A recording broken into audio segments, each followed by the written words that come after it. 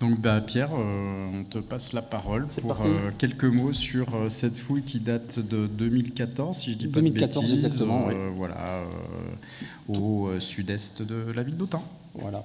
Donc c'est une fouille effectivement de 2014. J'avais fait une première présentation déjà en 2015, mais avec les premiers éléments sortis de la fouille.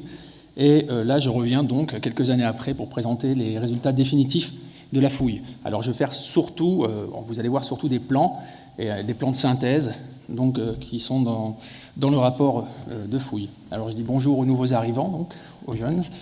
Et donc on va commencer déjà par localiser le site de la Croix-Verte, alors là au niveau de l'emprise de la ville d'Autun, et puis également au niveau de la ville antique d'Augustodunum.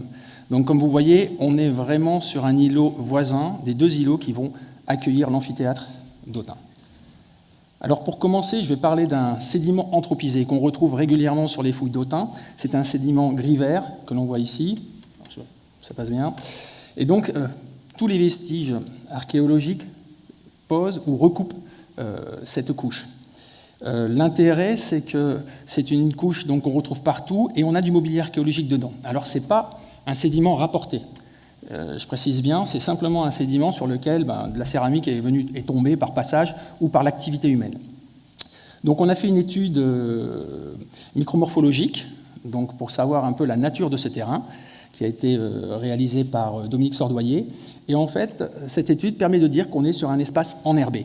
Et c'est sur cet espace enherbé, on ne sait pas trop si on est dans une friche ou dans un jardin un peu entretenu, donc que vont venir s'implanter tous les vestiges archéologiques.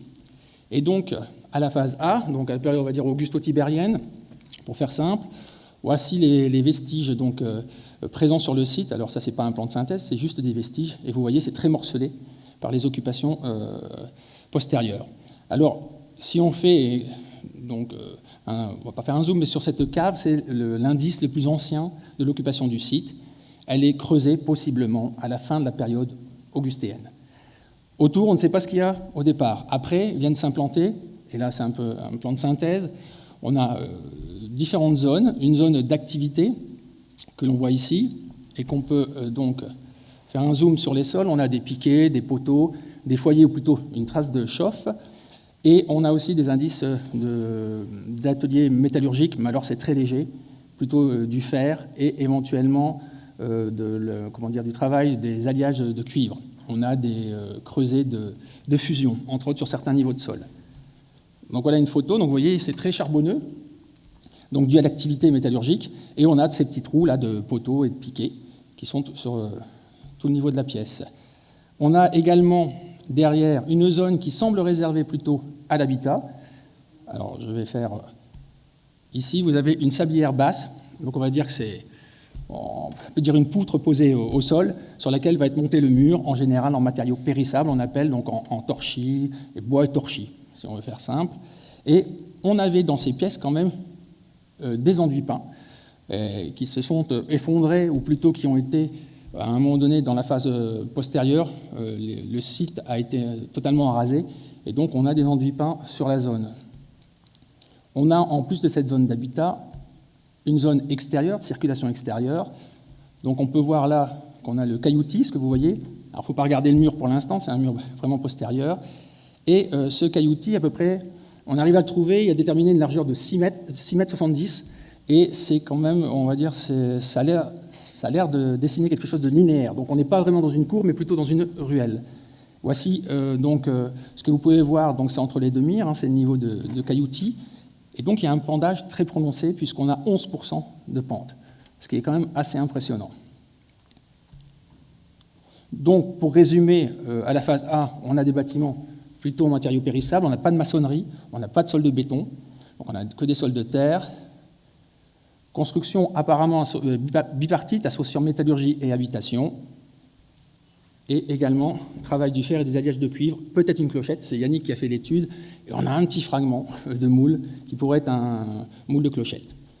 Et donc, présence d'enduit peint également dans la partie d'habitation. Niveau de circulation, donc empierré, une ruelle. Alors, où est le décumanus ? Pour l'instant, à cette période-là, on n'a pas d'indice du décumanus. Donc à la phase B, on est au milieu juste avant le milieu du 1er siècle et jusqu'à la fin du 1er siècle, on a, le terrain est totalement repensé. On a la création d'un égout. Ce que vous voyez là, c'est l'égout qui a été suivi sur 65 mètres, environ 40 mètres pour l'égout maçonné, parce qu'il y a une particularité, c'est qu'on a une partie maçonnée en gris et en noir, que vous voyez, et une partie qui a un conduit en fait en bois, planche. On va voir sur les photos suivantes. Donc l'égout, c'est le en fait, gros mur que vous voyez en dessous des autres murs, le large mur, qui fait environ 1,70 m à 1,90 m de largeur. Voilà donc le sondage effectué dans l'égout. On voit dans le fond les dalles rectangulaires qui tapissent le fond de l'égout. Alors le conduit de l'égout fait à peu près 1,30 m de hauteur pour 0,68 m de largeur. Et vous voyez, ça c'est le dépôt organique donc, dans l'égout. On a ici l'interruption de l'égout. Excusez-moi, je bois un peu parce que c'est pas tout, ça s'assèche, donc je reviens pas là-dessus. Donc voilà, c'est une coupe et vous voyez la hauteur, hein, vous voyez l'engin qui est un peu au-dessus là. C'est pour vous dire qu'on a traité ça en une journée. Donc on a fait une coupe et l'égout maçonné s'arrête d'un seul coup. Alors bien évidemment, à cet endroit-là, il est en partie détruit, mais cependant, on peut voir ici, quand on regarde les pierres qui tapissent le fond, hein, là où il y a la mire, on a des pierres rectangulaires.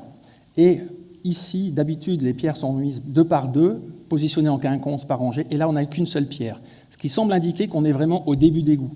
Donc, on n'a jamais vu, je ne sais pas si quelqu'un a déjà vu un début d'égout, mais bon, voilà. A priori, c'est une hypothèse d'être dans le début de l'égout. Et l'autre particularité de cet égout, c'est qu'il s'arrête comme ça, mais il ne s'arrête pas vraiment en fait, parce qu'on a une partie, vous voyez plus loin les traces un peu grises et noirâtres, on est dans un égout en fait avec le conduit en bois. Donc on a 2 types d'égouts, en fait c'est le même égout, mais une partie maçonnée et une partie en bois. L'autre particularité, c'est que le terrain où se situe le site a un triple pendage. Un pendage sud-ouest-nord-est, ouest-est et est-ouest. Et l'égout, en fait, serpente ou ondule dans ces courbes de niveau pour justement mettre la pente, le pendage nécessaire à l'évacuation. Donc là, vous allez voir la partie en bois, vous voyez les traces noires, c'est en fait les planches. Et cet égout va être bouché petit à petit, il va rester ciel ouvert pendant un certain temps, en tout cas l'égout, la tranchée d'implantation de l'égout. Vont s'implanter sur cet égout 2 bâtiments que j'ai appelés ensemble architectural E1 et ensemble architectural E2, et également le decumanus D10, donc la rue et le trottoir, donc tout l'aménagement de la rue. Alors pour revenir un peu, j'ai mis les murs en transparence pour vous faire voir où est l'égout.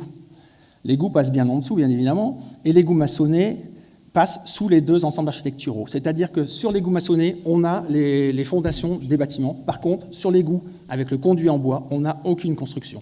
Ce qui veut dire qu'il y a eu un choix aussi technique d'utiliser et le bois et la maçonnerie par rapport à ce qui allait se faire après.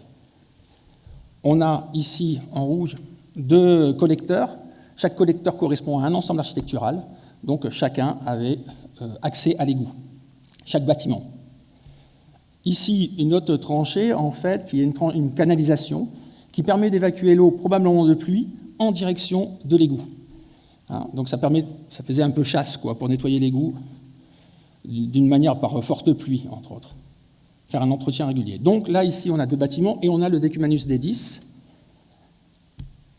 Alors voilà, alors ça va être difficile des fois à comprendre, mais vous avez le radier. Est-ce que vous voyez le terme donc, de radier? C'est les blocs de granit qui vont constituer la base de la rue. On a très peu de niveau de circulation conservé. Et vous voyez qu'en dessous passe l'égout. Donc là, on a bien la rue qui est au moins implantée au milieu du 1er siècle, et en fait, c'est probablement une réfection. Puisqu'on a, pour construire cette rue, on a creusé, et donc on a probablement détruit le niveau antérieur du decumanus D10.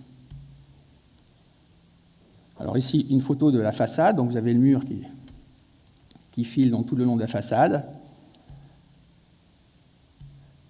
Vous avez ici une cave. Alors voilà la photo juste avant qu'elle soit rebouchée, puisqu'on a fouillé en 2 fois, donc c'était un peu particulier. Donc c'est une cave de 18 mètres carrés, plus de 18 mètres carrés, et elle a la particularité d'avoir, là où c'est effondré un peu le mur, un peu d'enduit peint, fond blanc et bande verticale noire. On peut se poser la question on va dire de l'activité dans cette cave, puisque malheureusement on n'a fouillé que 3 mètres carrés au sol, donc on ne peut pas en dire plus. Zone de stockage, certes, mais sa taille et la présence d'enduit peint laissent envisager peut-être une autre fonction. Donc ici, une pièce très intéressante. Donc vous voyez, il y a des piquets, des poteaux et un foyer en orange. Voilà la photo du foyer. C'est un foyer qui est aménagé dans une fosse, et on a une succession de foyers qui viennent s'implanter dans la fosse. Il y a aussi dans cette pièce, on a fait un prélèvement fait et réalisé par Dominique Sordoyer pour faire de la micromorphologie et faire une analyse de la Terre. Et donc, la micromorphologie a permis de déterminer qu'on était en présence d'éjections d'animaux. Plutôt, alors, pas des herbivores, omnivores, carnivores, voire éventuellement oiseaux. Dès lors qu'on a su ça, on a envoyé un échantillon au laboratoire Garnier en Auvergne pour savoir s'il pouvait déterminer éventuellement le type d'animal qui était présent dans la pièce. Et il s'avère que lui, il a pu affiner et qu'en fait, on est en présence probablement d'oies ou de canards. On peut exclure le poulet, et donc plus d'omnivores ni de carnivores. Donc on avait dans cette pièce des canards ou des oies qui étaient parqués. Alors voilà, ça c'est des textes de l'agronome Columel, donc sur l'éducation, ou plutôt la nourriture liée aux oies et aux canards. Et donc on voit qu'il y a de la bouillie, de farine de blé trempé et aussi du millet. Et ça, c'est ce qu'on a trouvé dans l'analyse chimique. Donc ce texte confirme ce qu'on a pu trouver dans l'analyse chimique, en tout cas au niveau du millet. Par contre, au niveau du blé, on l'a vu en faisant une étude carpologique, c'est-à-dire qu'on a recherché les graines. Donc voilà le bâtiment, l'ensemble architectural E1, qu'on peut éventuellement faire une hypothèse de restitution. Alors là, on a un module rectangulaire. Qui est, je vais revenir d'abord là, un module rectangulaire qui est divisé en 3 parties égales de 4,50 m, et dans la partie du milieu, on a aménagé le couloir. Donc, on a l'air d'avoir une organisation assez symétrique. Là, on a affaire à des maçonneries, donc c'est des constructions en dur, pierre et mortier. À l'arrière, on a 2 petits pavillons qui, là, utilisent des maçonneries mixtes, où on a de la pierre et du bois également. Et encore, une autre couleur, donc, on a là simplement un petit solin de pierre sur lequel repose donc une poutre, une sablière basse. Donc on a plutôt au niveau de la circulation, voilà les hypothèses, comment on circulait dans ce bâtiment. Les pièces en façade étaient probablement des boutiques, et on avait le couloir pour permettre d'accéder à les pièces privées en arrière du bâtiment. Sachant qu'on ne peut pas savoir s'il y avait des étages ou pas, là, on n'a aucun indice. Et on avait la cave qui apparemment, je dis bien apparemment, n'est pas sous le bâtiment, mais elle fonctionne avec le bâtiment puisqu'elle est chaînée avec celui-ci, mais elle est en fait, on accède par l'extérieur. Donc il y a possiblement une pièce dessus, mais on ne peut pas y accéder depuis le bâtiment. Alors là, ce qui reste pour cette époque-là, mais c'est vraiment très léger, vous avez des niveaux de sol, un niveau de sol jaunâtre sur lequel repose, voilà, ici en cercle, à l'intérieur du cercle, des creusets de cémentation ou de fusion qu'on a trouvés dans le secteur. Donc, ces creusets de cémentation et de fusion indiquent qu'on a une activité liée à la métallurgie, même si ici on n'a pas de structure foyer, on n'a pas de plan vraiment d'atelier, mais on a les résidus du travail de la métallurgie. Alors, qu'est-ce qu'on fabriquait là?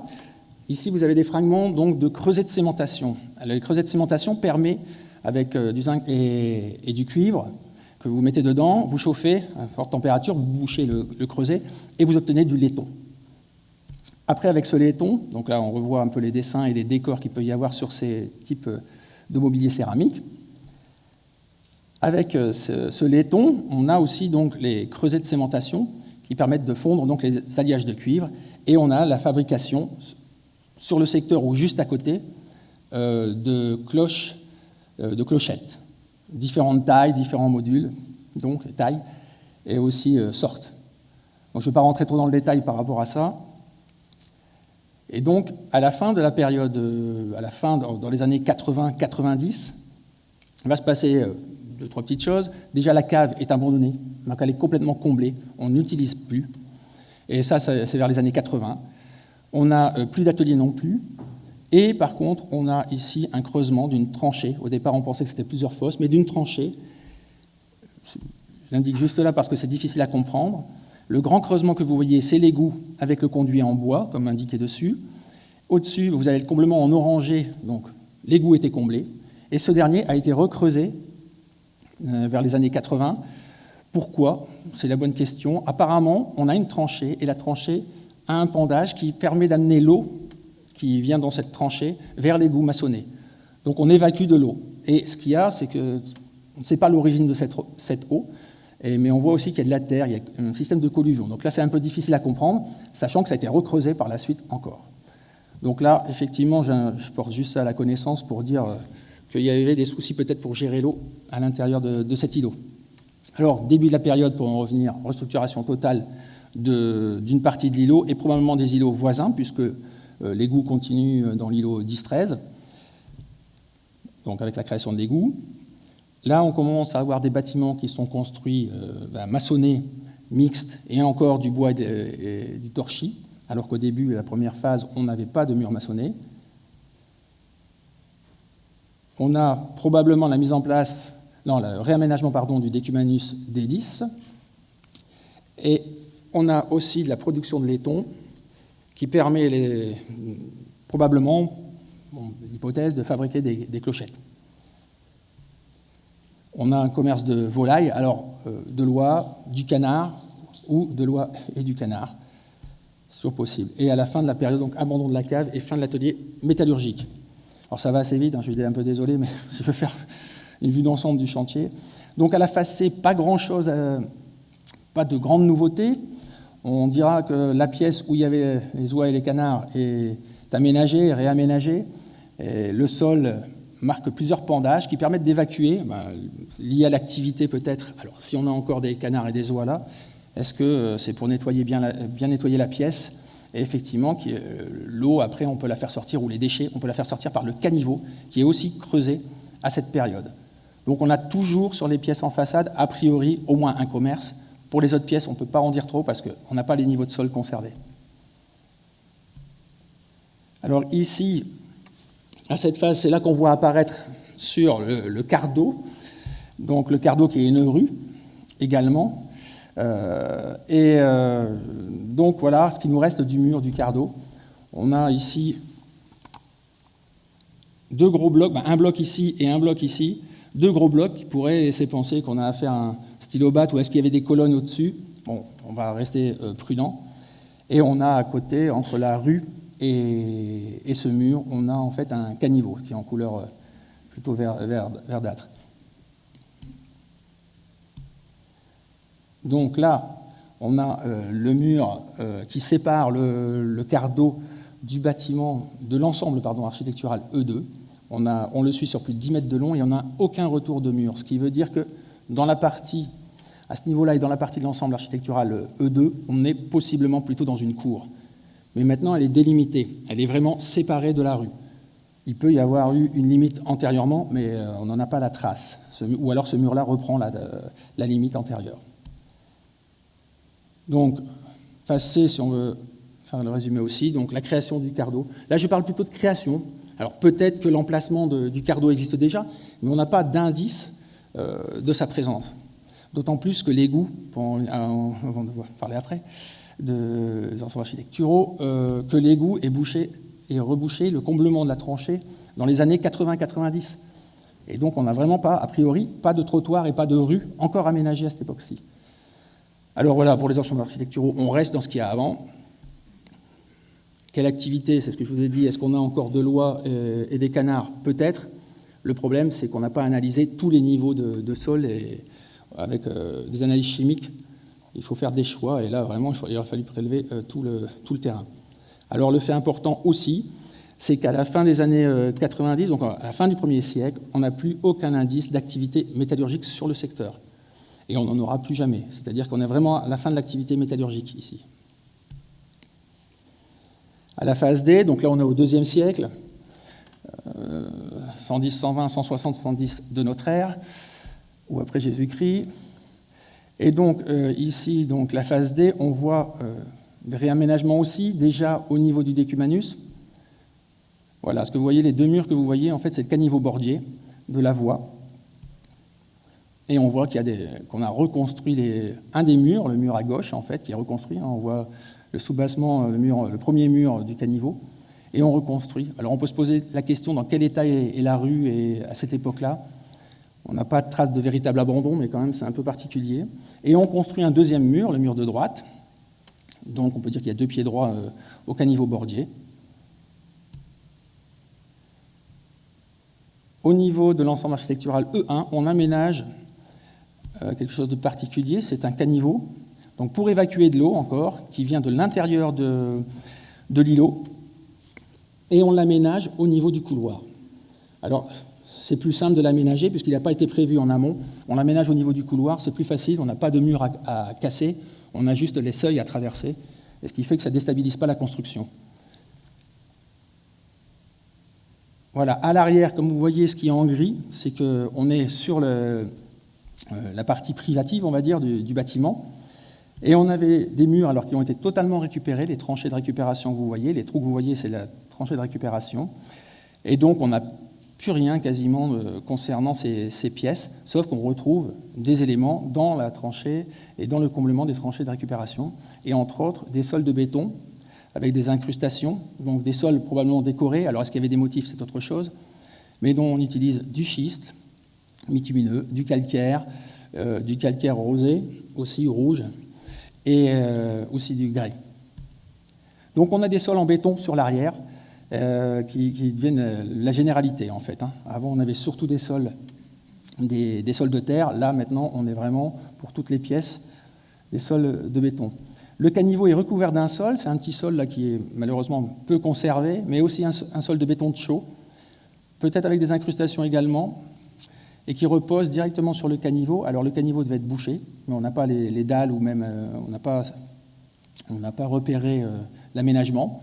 Alors bien évidemment, ce sol repose sur un remblai de sable dans lequel on retrouve beaucoup de mortier, et puis d'enduit peint, je voulais dire, ce qui fait que le sol est un peu moins lourd que les autres sols bétonnés, mais ça peut s'expliquer justement par la présence de ce caniveau. Voilà l'évolution de l'ensemble architectural E1, donc comment il était au milieu du 1er siècle. Donc vous voyez que en jaune, c'est tous des sols de terre. En orangé, c'est un sol en fait, où on a un radier et un fin ligne mortier. Donc le couloir, il y a du mortier dans le couloir. Les pièces arrière n'étaient réalisées, et les boutiques, qu'avec de la terre argileuse.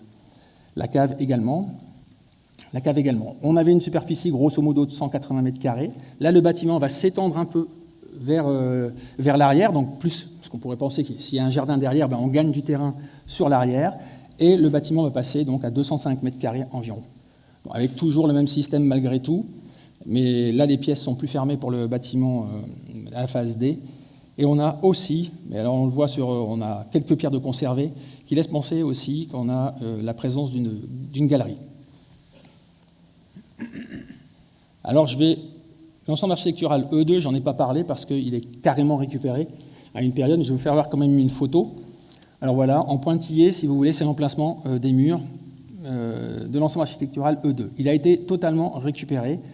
Alors, comme on a parlé ce matin des schistes, il y a juste ici quelques pierres que nous, archéologues, on appelle des pierres en schiste bitumineux, qui part en plaquettes aussi. Donc là, voilà, on a quelques pierres de conservé ici. Donc on utilisait aussi le schiste bitumineux pour la construction, à l'époque antique en tout cas.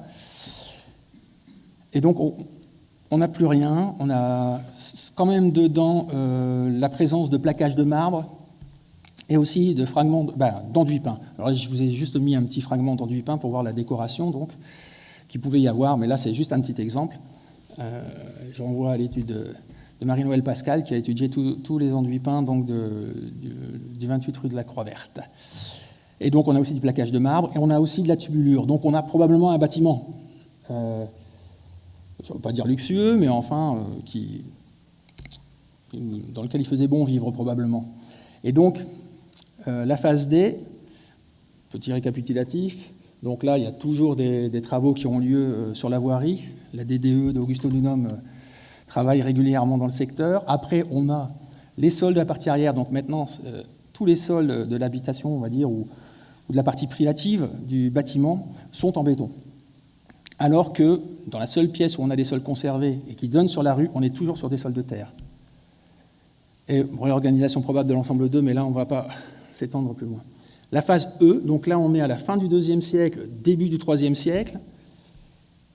Alors, je vous ai remis la phase D. Donc, voilà ce qu'on a à la phase qu'on vient de parler, et voilà ce qu'on va avoir après, à l'autre phase. Et vous voyez, vous comprenez mieux pourquoi tous les murs de l'ensemble architectural E2 ont été enlevés.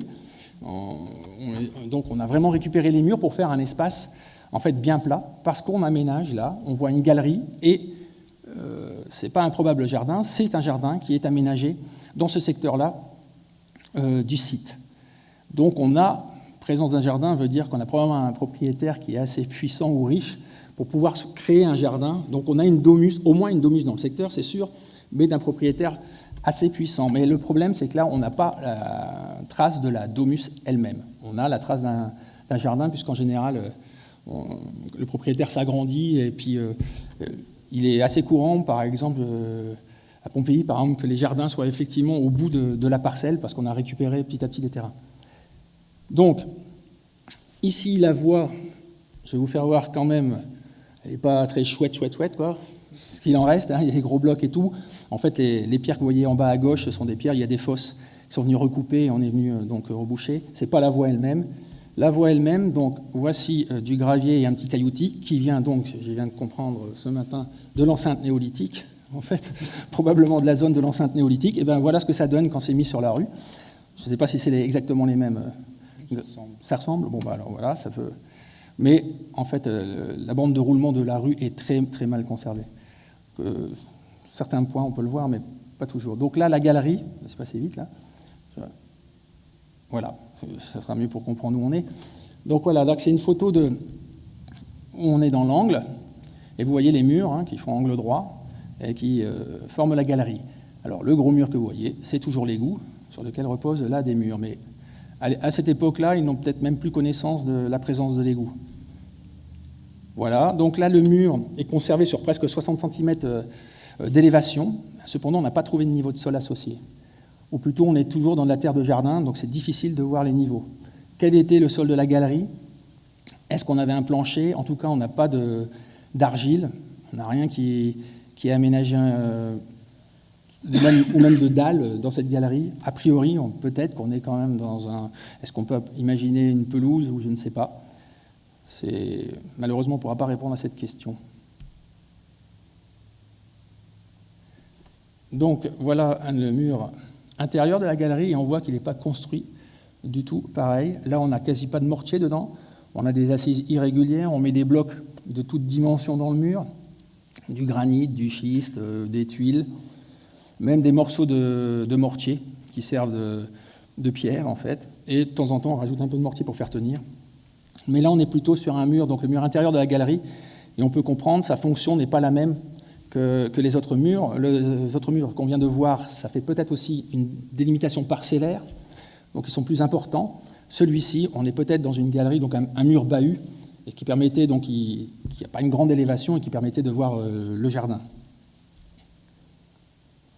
Alors on voit sur les plans là, les aménagements des jardins. Alors ça ne donne pas grand-chose en photo, donc je ne l'ai pas mis, mais on a un caniveau, et puis on a un genre de petite dépression tapissée de gravier également. Donc on a bien des aménagements, des petites fosses de plantation, probablement de plantation. Alors, on a profité de cela aussi pour faire donc, aussi une analyse micromorphologique au niveau des terres noires, on va dire, des terres de jardin. Alors, c'est très difficile à faire les prélèvements parce que c'est très meuble. Et donc, le fait que ce soit meuble fait que les lames minces sont difficiles à réaliser. Cependant, l'analyse réalisée par Dominique permet de dire qu'on a un apport de terre d'une épaisseur d'environ 16 cm. Donc on peut penser que c'est l'apport de terre pour le jardin antique, l'aménagement du jardin antique.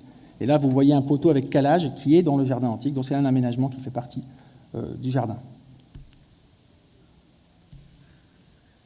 Moi, j'ai fait fuir tout le monde. C'est vrai que Vous avez des heures. fallait qu'ils suivent. Même moi, j'ai du mal.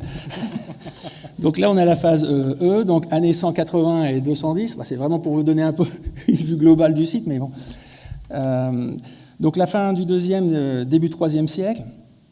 Donc ce qu'on vient de voir. Donc réfection du decumanus. Après arasement total, de l'ensemble architectural E2, et surtout la création d'un jardin qui indique que dans le secteur, il y a un propriétaire probablement assez puissant. Mais malheureusement, non, on n'en a aucune trace sur l'emprise de la fouille.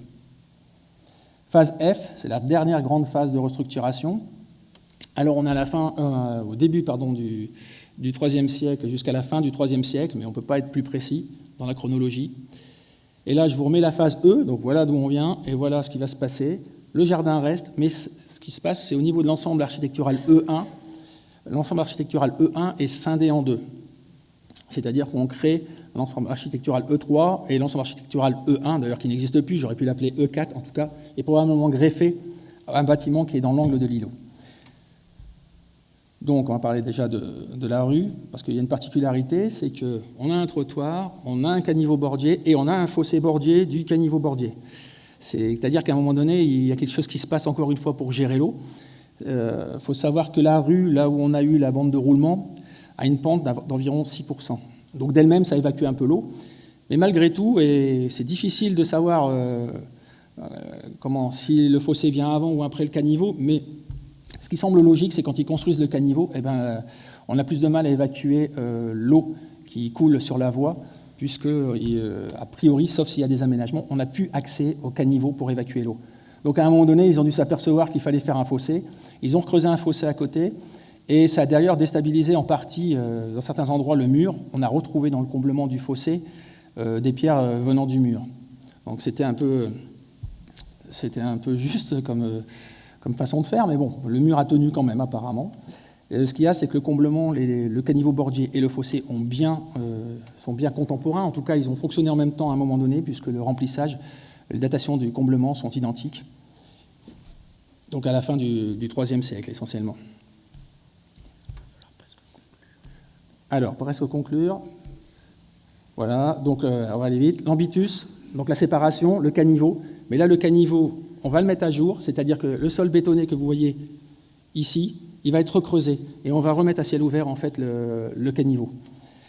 Est-ce qu'ils utilisent encore le sol pour aller à l'arrière du bâtiment? Je ne pense pas, mais voilà, on a vraiment une séparation. Alors, juste première jonction donc entre l'ensemble architectural E1 et la galerie. On ne sait pas s'ils fonctionnent ensemble. Il faut savoir que le sol du bâtiment, là en rouge, domine de plus de 80 cm le sol du jardin.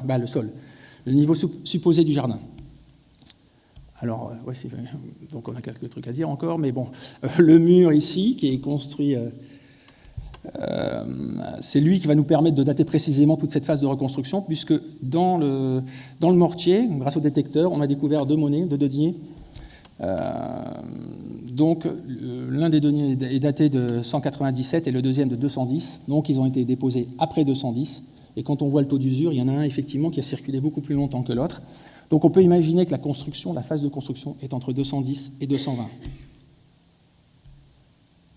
La pièce, donc j'aurai 36 mètres carrés, probablement une pièce plutôt de réception, donc avec un mortier de tuileaux. Là, le nouveau couloir.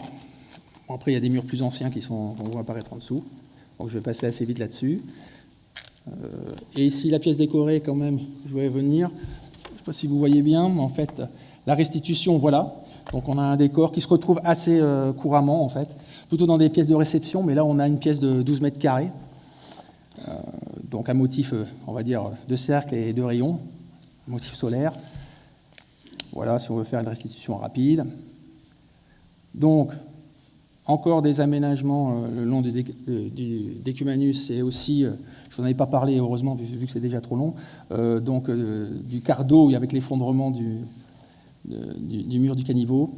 L'ensemble 1 scindé en deux, création de l'ensemble 2, le 3, pardon, et donc sol de béton décoré. Là, vraiment, on n'a quasiment que des sols de béton, même sur la façade des bâtiments. Donc, je vous ai mis ça pour aller vite dans la conclusion, mais Voilà le site de la Croix-Verte, vous voyez en partie. On se trouve quasiment dans l'angle de l'îlot. Et vous voyez le jardin mis en vert, hein, pour vous repérer, les galeries et les ensembles architecturaux qu'on a pu mettre au jour. Donc il nous manque juste le bout de l'angle. Il y a juste à côté ici un diagnostic qu'a fait Yannick. Tu avais, il me semble, aussi des sols bétonnés là, mais bon, on n'en sait pas plus puisqu'il n'y a pas eu de fouilles par la suite. Et donc j'ai voulu voir où il pouvait y avoir éventuellement une domus importante.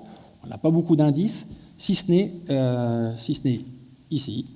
Donc sur un suivi travaux, seulement un suivi travaux, de la construction d'une maison, où là on a trouvé donc, une mosaïque sur hypocauste. Alors apparemment il y a eu 2 opérations, je n'ai pas bien compris, puisqu'il y a M. Buveau et Chardon-Picot apparemment pour les photos. Alors je ne sais pas, il y a eu peut-être 2 opérations différentes. Donc voilà ce qui a été trouvé. Donc c'est une mosaïque qui est en place. C'est juste les effondrements parce que l'hypocauste est un peu déstabilisé, quoi.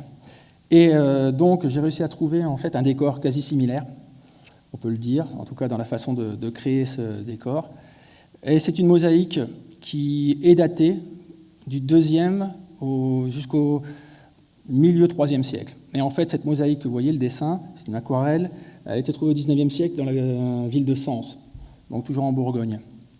Et effectivement, on a ici un statut, une domus à fort statut. Est-ce que c'est celle-là qui va avec le jardin? Je n'en sais rien.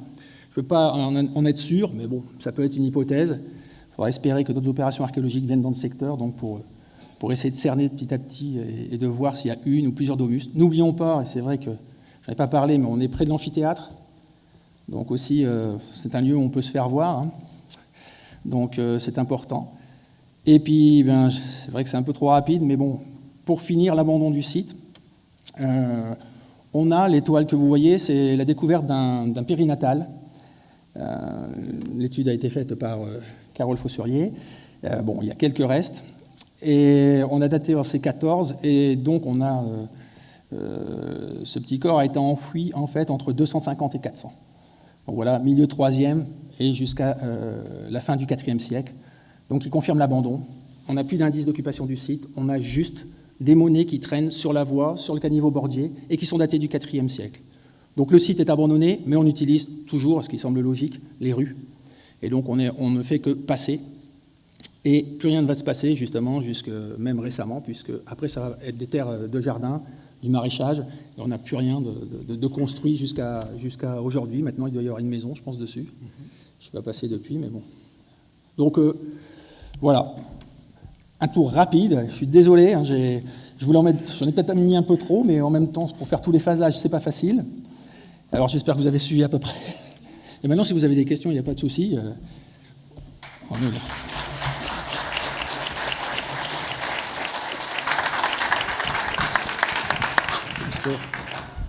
Merci Pierre pour ce remarquable exposé. Je ne sais pas si c'est remarquable, mais c'est rapide. Si, en tout cas, ton étude, je trouve que tu as poussé l'étude d'une petite fenêtre menée sur un îlot jusqu'au bout, jusqu'à son terme. J'ai beaucoup aimé et apprécié le plan de synthèse de la fin où tu remets ça à l'intérieur de l'îlot et en réfléchissant effectivement à plusieurs unités architecturales qui évoluent.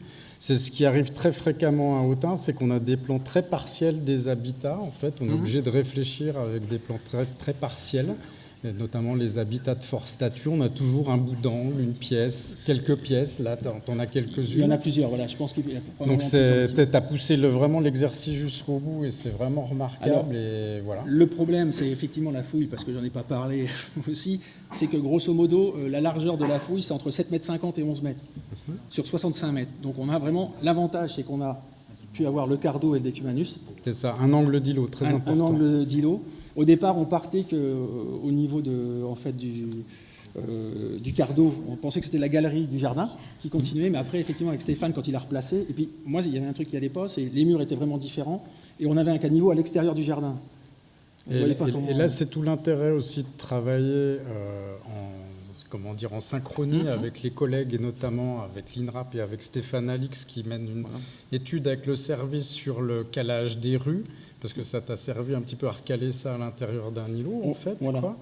Et on a discuté aussi, c'est que le décumanus, du coup, puisqu'à un moment donné, c'est Stéphane qui m'avait indiqué, on pensait que c'était une petite rue et tout, Là, avec le trottoir et ce qu'on a sur le site, au minimum, c'est 16,10 mètres de large. Oui, donc on commence à être Donc, dans des c'est au vraies minimum. voiries. Voilà. C'est-à-dire qu'on peut... on a pris la largeur qu'on avait sur le terrain, on a rajouté un trottoir pareil que de l'autre côté, et ça donnait 16,10 mètres. Donc c'est une rue quand même importante. Donc voilà. Puis le truc notable, moi, qui m'a beaucoup plu, c'est que souvent on trouve dans le cadre des investigations qui sont menées, on retrouve beaucoup de rues. En fait, je sais pas, on tombe fréquemment sur des rues, et notamment sur les boutiques qui mènent sur les rues. Et là, c'est très intéressant d'avoir pu y mettre une fonction au Ier siècle, c'est-à-dire de commerce de la volaille et du canard. Alors, c'est super intéressant. Oui, alors pour déterminer que c'était du commerce plutôt que du, on va dire, le propriétaire qui avait... c'est ouvert sur la rue. C'est d'une, ouvert sur la rue. Et deuxièmement, avec l'étude qu'a fait David Cambou, on n'a pas une augmentation de l'eau de canard dans la faune. D'accord. Donc apparemment, il n'y a pas une surconsommation. Donc c'est pas consommé localement, mais vendu. Voilà, en fait. mais plutôt vendu. Alors après, on vend vivant, probablement à l'époque, je ne sais pas tout, ou on tue sur place. Mais on ne peut pas tuer en avance, on ne sait pas s'il y a on n'a pas de chambre froide. Il faut bien imaginer ça. Non mais c'est vrai, il faut imaginer ça. Donc du coup, on a aussi, je ne vais pas rentrer dans les détails, mais on a plein de clous, c'est Anne Larcelet qui a fouillé la pièce là, on a plein de clous, donc on a peut-être du parquage justement des animaux, et on continue de les nourrir, bien évidemment, pour la vente. En tout cas, c'est super intéressant. Donc bienvenue à vous, en fait, du coup, qui venez de rentrer. Je sais pas, vous avez des questions, en fait Oui, j'ai une petite question. Ah pardon, excusez-moi. Ah oui, Je m'intéresse au recouvrement. Combien de recouvrements vous avez jusqu'au niveau actuel dans les vestiges? Alors, c'est très... Par exemple, les murs de la galerie, ils sont à quelle profondeur? Alors, les murs de la galerie, ça peut aller... là, ils sont plutôt à 1,50 m, 1,80 m. En fait, le recouvrement est particulier. Sur les vestiges, là où on a les sols en béton et tout ça, on n'a pas grand-chose. Par endroit, on peut avoir 40 cm. Mais on a de la terre végétale et on a tout de suite les sols. De l'autre côté, en fait, il y a un triple pendage du terrain. Je sais pas, d'où peut-être l'implantation aussi de l'égout à cet endroit-là. Il joue de la pente pour pouvoir effectivement évacuer. Mais on a le terrain plonge vers l'endroit où va être construit l'amphithéâtre. Et apparemment, l'amphithéâtre est construit dans un endroit, on ne sait pas bien, mais malheureusement, mais ça pourrait se confirmer. En fait, peu de connaissances. Le terrain vraiment plonge vers là où vont être construits l'amphithéâtre. Alors, il y a aussi d'autres problématiques, c'est la création des rues. Moi, j'avais essayé de regarder. On pense que les rues sont déjà plus ou moins tracées à l'époque antique, mais pas forcément construites. Apparemment, dans certaines villes, il faudra voir, la biblio est dans le rapport, mais on peut avoir un simple gravier, peut-être pour la rue. Et après, elles sont reconstruites, et là, on a des rues plus conséquentes. À Autun, effectivement, on a le programme architectural de mise en place des rues qui est très précoce, mais la mise en place s'étale sur le temps long jusqu'au milieu du 1er siècle. Alors là, pour le quart d'eau, je n'ai pas les niveaux ni de trottoir ni de rue, j'ai que le caniveau en fait. Donc se baser là-dessus, c'est un peu difficile. Mais on a cette histoire de l'atelier qui est encore présent dans le coin. Donc ça surprend, mais bon. Je ne sais pas si vous avez d'autres questions. Oui. J'ai encore une question complémentaire. Les exutoires de tous ces caniveaux, vous avez une idée d'où allait l'eau usée? Alors pour l'égout, probablement, c'est pas, vu la grandeur, la taille du conduit, c'est pas un égout principal. Donc il doit se rejeter dans un égout plus bas. Alors il suit le terrain, là il ne va pas directement vers l'extérieur. Il va même plutôt vers l'intérieur de la ville antique. Donc probablement qu'il retrouve, il y a un autre égout qui a été trouvé vers la place, là où Leclerc ou je ne sais pas quoi, qui a dû être trouvé en refaisant la rue. Et qui lui, c'est peut-être sur celui-ci qu'il va se jeter. Mais là, j'en sais rien. Ce qu'il y a aussi, c'est qu'il faut voir que le programme d'urbanisme est quand même pensé à une grande échelle quand on fait cet égout. C'est-à-dire qu'il passe sur l'îlot 11-13, il passe sur l'îlot au moins 10-13, et là on reconstruit tout. Les ateliers ou les habitats qu'on avait, ils n'existent plus. Je veux dire, on a rasé, on a changé, c'est probablement plus les mêmes propriétaires, ou alors ils ont changé de statut, ils sont devenus commerçants, je ne sais pas, plutôt qu'artisans, on va dire, que métallurgistes. Mais il y a quand même quelque chose qui est pensé et qui est à grande échelle, quoi. Après, c'est le problème de l'égout, la partie en bois. Sa fonction n'est peut-être pas forcément celle d'un égout comme l'égout maçonné. On a un écoulement d'eau, on a vu, c'est très sableux. Ça fait moins organique, mais aussi c'est le type de conduit, donc peut-être on ne sait pas comment c'est gardé. Et là aussi, ça va vers le creux, et on ne peut pas savoir. Mais je pense qu'il y a un truc intéressant, puisqu'au départ, des gens pensaient peut-être que c'était un égout antérieur, le bois, et après on fait en maçonnerie, mais ce n'est pas possible. Le laps de temps est trop court. Je ne vois pas l'intérêt en fait de faire ça. Et je pense que c'est plus lié à la technique, c'est-à-dire on va construire dessus des bâtiments maçonnés Et donc, pour asseoir, il faut, quoi qu'il arrive, un égout maçonné. Alors que dans la cour du bâtiment, on va dire l'ensemble 2, là, on peut construire rapidement et à moindre coût un égout peut-être pour évacuer un peu d'eau pluviale et m'amuser, mais bon. Merci. Ouais. J'avais juste une question, moi, c'est sur les 2 monnaies, en fait. Oui. Est-ce que tu as un aménagement particulier? Est-ce que c'est Non, un dépôt de fondation? Comment Alors, ça se passe? Ils se sont retrouvés ensemble, les Alors, ils se sont monnaies retrouvés ensemble, puisqu'il y avait, comment c'était, qui était venu faire des détecteurs? Morgane Noir, peut-être. Morgane, voilà. Ok. Qui avait trouvé ça, et puis ils avaient enlevé tout de suite, mais tout j'ai regardé dans sa Ah oui, main, ok. et en fait, il m'a dit c'est là, et en fait, il avait le mortier avec, Ah, ok. très Donc, délité. dans le mortier. Dans le mortier. Donc il n'y a Ok. aucun doute, sinon j'aurais pas pris Ok. le risque de le mettre dedans, Ok, si tu veux. ok. Mais là, il y avait le mortier avec. Donc on est sur un cadre de dépôt de Deux dépôts. fondation, on Il va faudrait dire. voir avec Bernadette, Ou Bernadette de- Soum qui fait aussi ça. J'ai eu la même chose, deux deniers à Saint-Rémy également, mais là je ne sais pas si c'est dans le mur ou dans la tranche. Je sais pas, Kevin, qu'est-ce que tu en penses en fait? Ouais, voilà. Ok. Donc, Très et bien. à chaque fois, on a un homme et une femme dans les 2 dépôts qu'on a, et ils sont à peu près, il y en a un avant l'autre, quoi. Il y a un petit décalage. Ok. Alors, je ne sais pas si elle va pouvoir dire quelque chose avec d'autres découvertes, quoi. Bien. Je sais pas s'il n'y a pas d'autres questions, je te remercie.